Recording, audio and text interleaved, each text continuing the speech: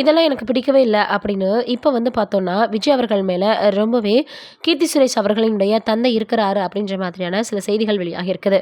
அதற்கு என்ன காரணமாக இருக்கும் அப்படின்றத வீடியோக்குள்ள போய் பார்த்து தெரிஞ்சுக்கலாம். நடிகர் விஜய் படம் குறித்து கீர்த்தி சுரேஷ் அவர்களுடைய தந்தையின் கருத்து வைரலாகி வருது. தமிழில் பைரவா மற்றும் சர்க்கார் என இரு படங்களில் விஜய்க்கு ஜோடியாக கீர்த்தி சுரேஷ் நடிச்சிருக்காங்க. முன்னதாக கீர்த்தி சுரேஷின் அம்மா மேனகா சுரேஷ் ரஜினிக்கு ஜோடியாக நடிச்சிருந்தாங்க. சமீபத்தில் விஜயின் லியோ திரைப்படம் வெளியாகி கலவையான விமர்சனங்களை பெற்றது.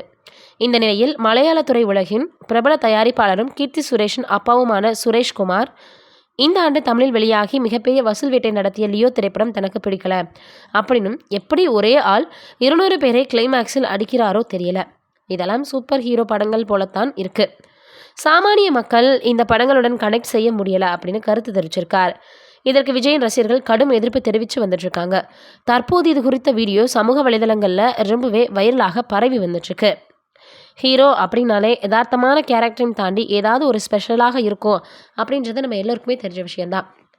இதற்கெல்லாம் கூடவா அது சரியில்லை இது சரியில்லைன்னு சொல்லுவாங்க, எப்படி இப்படிலாம் யோசிக்கிறாங்க அப்படின்னு விஜய் ரசிகர்கள் வந்து இப்போ ரொம்பவே காட்டத்தை தெரிவித்து வந்துட்டுருக்காங்க.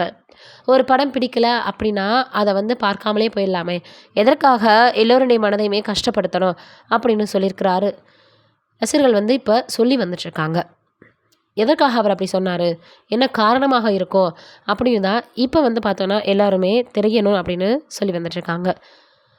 என்னதான் எவ்வளவோ விஷயங்கள் சினிமா துறையில் வந்து பார்த்தாலும் ஒவ்வொரு நாளுமே வந்து அடுத்தடுத்த கட்டங்களை நோக்கி நகர்ந்துக்கிட்டே தான் இருக்குது.